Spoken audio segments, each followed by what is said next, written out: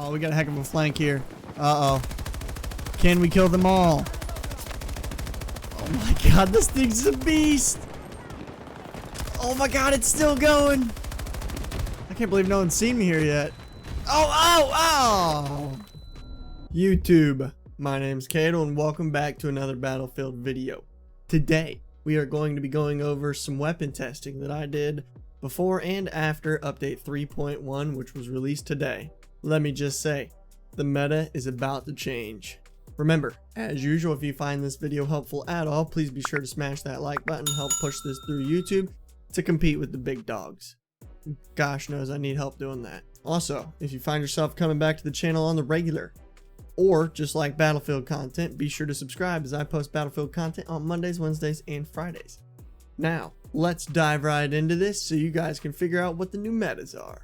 Now, starting out, I'm going to show you how I tested every automatic weapon there is. I started out by going full auto and showing each weapon's overall recoil. Next, I bursted the guns myself and or switched to burst firing if the gun had it to see how the burst fire was. And lastly, I single shot every weapon. I did this because the patch notes specifically say that the new dispersion values for the guns should allow for better accuracy while burst firing and single firing. Next, I tested all of the SMGs in all modes as well as hip firing, since the patch notes also said that hip firing was getting buffed. Lastly, I used the LMGs to test the overall bullet dispersion of the weapons, since they have the highest magazines and can be sustained fire for quite a long time, leading to higher bullet bloom or dispersion. And that overall was supposed to get a buff as well. Next, I have to say, stick around to the final tests to truly see which guns are going to be the new metas. Now, starting off, all of the guns were shot in the same place, same map, as well as the same distance. They were all shot at approximately 30 meters based off of the site. And the left picture is always going to be the pre-patch, the right picture is going to be post-patch. Starting off with M5A3. As you can see, not much has changed on the post-patch. It looks like it got 2 or 3 more bullets in prior to jumping off the top of the platform there. The burst fire seems to be slightly more accurate, no difference with the single fire. Next up, we have the AK-24. Again, this gun was actually supposed to get a buff in and of itself, along with the LCMG, PKP, SFAR, and the PP. Were all supposed to get adjusted recoils so they weren't too aggressive.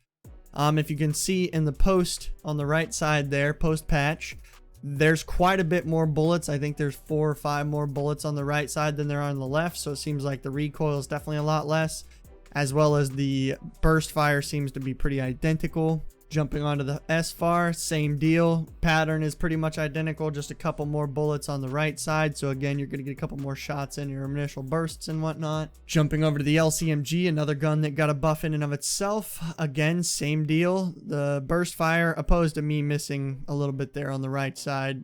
Again, you got actually quite a significant more bullets there on the right side in full auto versus the left side. Next up, we have the PKP. Again, same deal. Except the burst fire seems a lot more accurate on this, which was odd.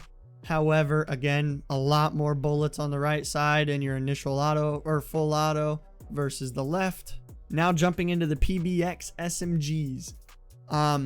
Again, I did the full auto, did the burst, did the single tap, and then on the far right of each of these pictures, I did hip fire. I tested hip fire at 20 meters approximately, which I thought was that's a little bit far for a hip fire shot. However, they said they reduced the spread, so I was curious.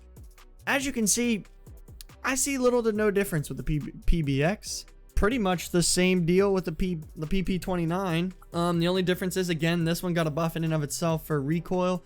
I think there may be 1 or 2 additional bullets that got hit. Not very many, not a big enough difference to truly notice, if I guess. And actually, to be honest, the hip fire on the left pre-patch seems to be better than the right post-patch. Not sure what's happening there. The MP9, now this one with its hip fire seems to be quite a bit more accurate there on the right picture. And lastly, the K30 with the SMGs. I did this one twice, mainly because the magazine's so small, I do not have the extended mag unlocked. So I did it twice just to see. To be honest, in my opinion, the left side pre-patch actually looks more accurate than the right. Again, pretty odd.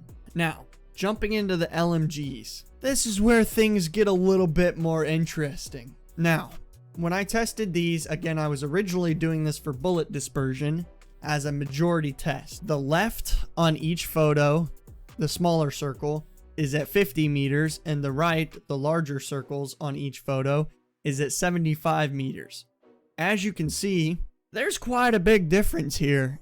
This is with me controlling recoil as well, I should point that out. Yeah, like I said, you can see quite a significant difference in the grouping post-patch. It seems like whether those offshoot bullets on the left pre-patch are the bullet dispersion, which I would assume they are, that's a pretty big buff. At range especially. And now onto the gun that everybody is now referring to as the meta, which if you look in the video posted here, I already called it as the meta. I said it was the most underrated gun in the game, but now it is even more so going to be the best gun in the game. The top photo is pre-patch, bottoms post-patch. The far left circles are 50 meters. The next one is 50 meters prone because the PKP has an automatic bipod on it. The next circle is 75 meters standing and then 75 meters prone. Now, as you can see from the top and bottom circles, there is quite a significant difference between the two. And I mean significant. The PKP now is a freaking laser beam. And with a 200 round mag, whoo buddy, I would bet to say that this gun's gonna get nerfed pretty quick. Probably right after the holidays, immediately with the next patch, I would assume. I don't know if this is intended to be this crazy or what, but this is going to be a pretty tough gun to beat. I know the AK still has a really good grouping, especially post-patch. Again, it has a perfectly vertical recoil, little to no horizontal recoil, very easy to control with mouse and keyboard, that is. I guess I'm not sure on you controller players, if anybody's watching. Now, let me know what your guys' opinion is below. Let me know if you enjoyed the video for sure. It was kind of a little bit more work than my normal videos here, actually editing all these photos together and everything else. So again, a like would be much appreciated.